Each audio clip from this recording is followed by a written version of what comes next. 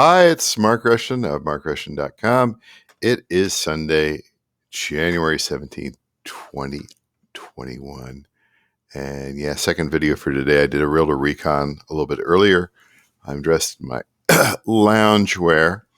I got back, went up to Cedar Rapids today and hung out with John. And man, we made some great strides today. Made some great steps. And I want to talk about some of the tech that was involved with what we did today. He had a couple of hard drives that were in hard drive enclosures, SATA drives, and he couldn't get them to work. He couldn't get the computer to recognize them. I tried them on a couple of my computers. They did not work either. And he'd get new cables. He got a new power cord. And you know, you put the thing up to your ear. It's just like this here. You know, except it's in a case. You put it up to your ear and you hear it clunk, clunk, clunk, and you're just like, should it clunk that much? Is that too loud of a clunk? Right? And on the old, the old SATA drives rather than SSD. And well, anyway, this isn't even a SATA drive. This is a, whatever. An old 80. This thing needs to go through the shredder. It doesn't even click on. But that's a whole separate point. So he had these two drives that were in, I guess they were Buffalo hard drive enclosure cases. And oh man, they were both difficult to get out, extract the hard drives from. The second one was particularly, and when you have to resort to brute force, including a small hammer, you really have to be careful with these because these are just little spinning platters inside. So you just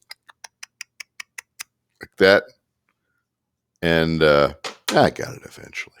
And honestly, once you get the plastic, there's no screws on the Buffalo cases. The plastic is really, it's a well built case. I will say that. And busting into it took some time. But once you get it going, once you get it kind of separated there, then it's faster than opening up a bottle of Hidden Valley Ranch these days. Let me just say. So anyway, he'd given me one of the hard drive enclosures. Let's see if you can get it to work. And brought it home. And as you can see on here on this eBay page, I used my Oracle USB 3.0 to SATA external hard drive docking station. I use this for cloning a hard drive from. I cloned the hard drive on this computer actually here. It was a SATA drive, and I cloned it over to a SSD. Yeah, I put the SSD here in the Oracle, and I hooked it up to the computer, and the computer.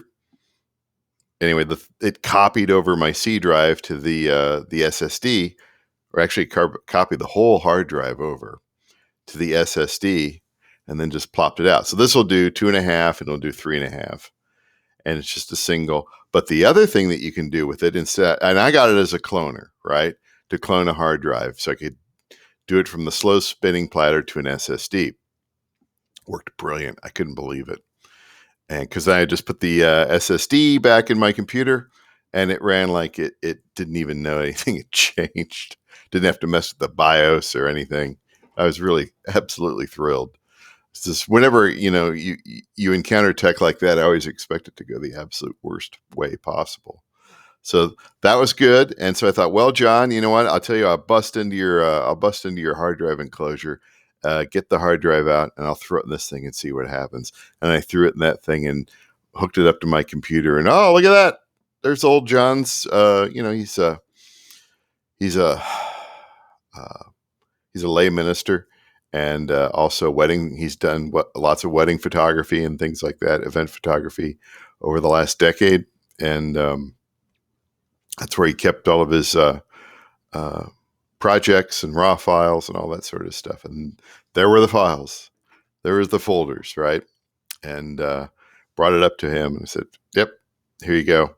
And we opened the other one up, and he got stuff off there that he needed.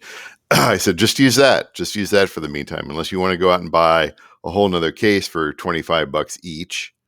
And just stick it in there. It's sort of inelegant.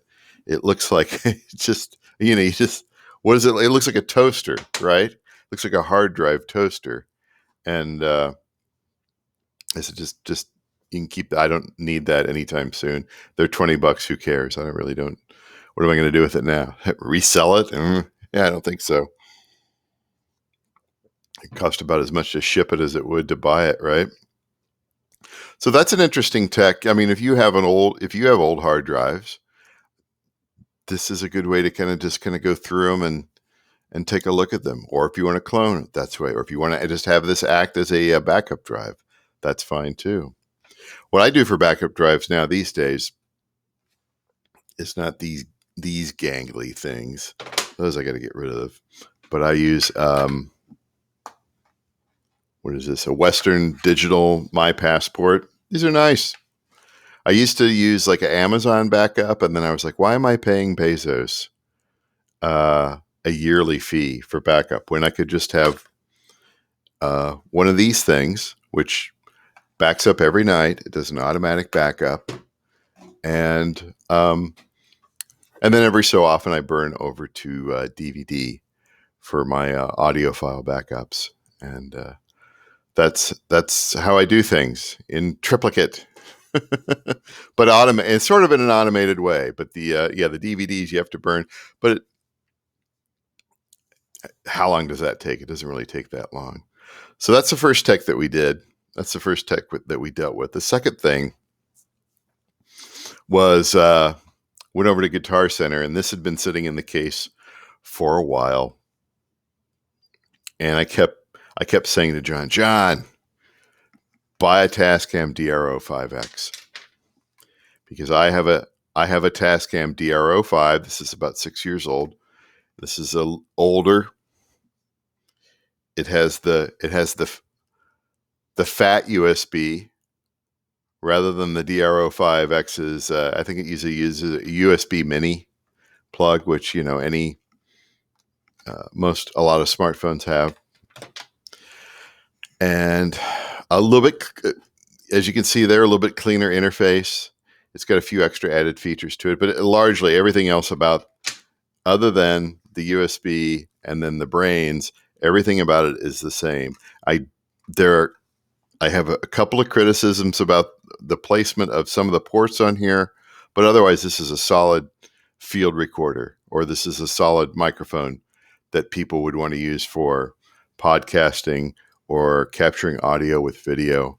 I use it for my field recordings. I stick a little, $15 furry on there. They call it the dead cat, but I just call it the furry. And that'll carry up to about 15, 18 miles an hour without any wind noise. Otherwise, these microphones are pretty sensitive. And so the whole point was like, let's do some field recordings, man. Like you got so much great sound around you in Cedar Rapids. You need to be an audio historian, man. You got so many, just the elevator in his apartment complex. He's up on the 11th floor, and that elevator's, every time I get in the elevator, man, I press record, and we're going to, I said, you could go through every public elevator in town and just record them. And then you could have all the recordings of what it sounds like to be in all the elevators in Cedar Rapids, Iowa. I know it's kind of a goofy thing, and of course, there's a lot of other great sounds in that town too. You heard all those corn processing plants, and the interstate's got this. It's just this endless bridge through downtown, and so you get under the bridge downtown is where I recorded some sounds. And you've got geese flying over, and you've got crows, and you've got sparrows in the trees downtown wanting to go to sleep at 5:30 p.m. They're all excited. you've got trains and trains and trains galore. People love that sort of stuff. So I've convinced him. I said, dude, just buy one of these, buy the new one. So, after a bit of arm twisting, he knew he was going to buy something, right?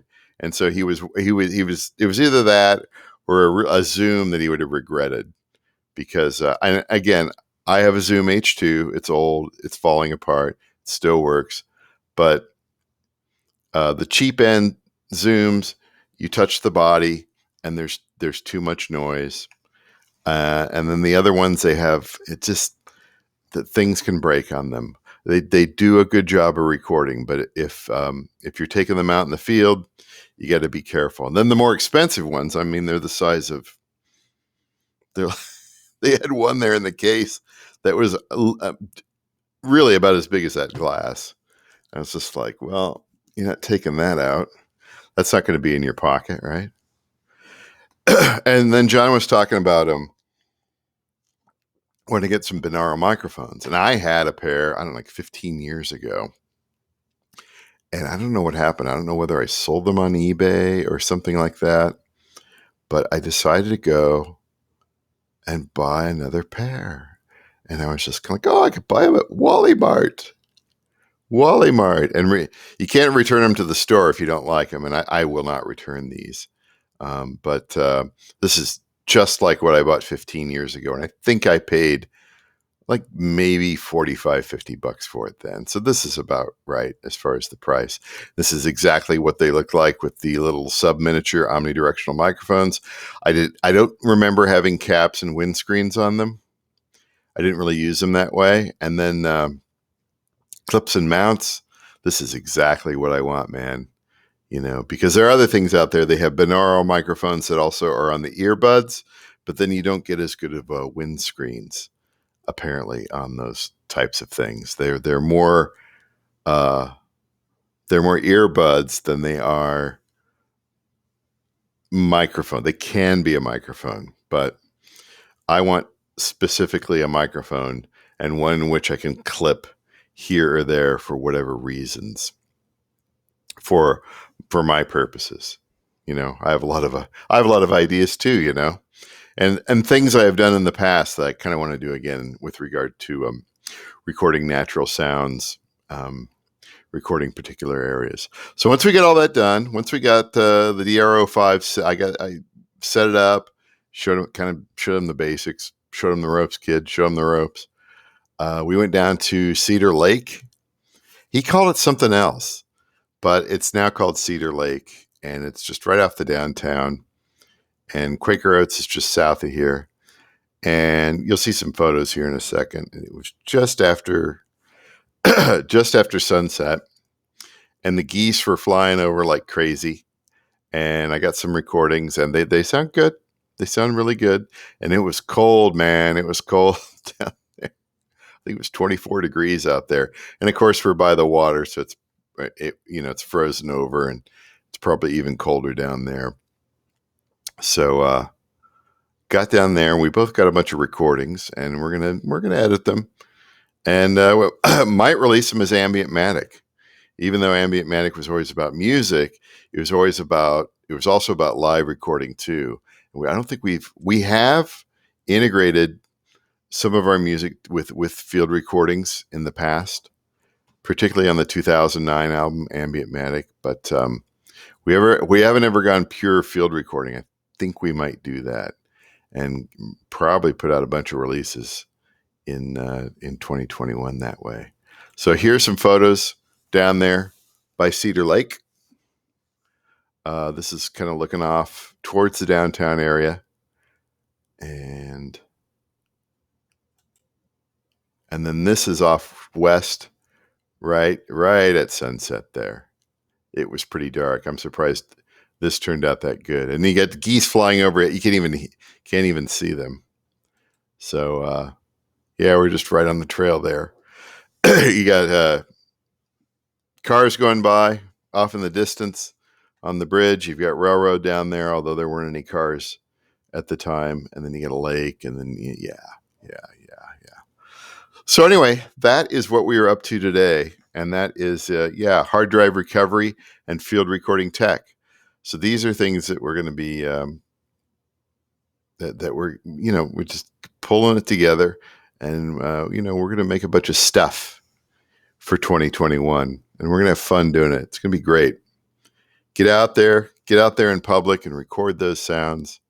And then, get together and make some music too. It's a lot of fun. So anyway, that's it for today. Sunday, January 17th, 2021. We'll see you tomorrow.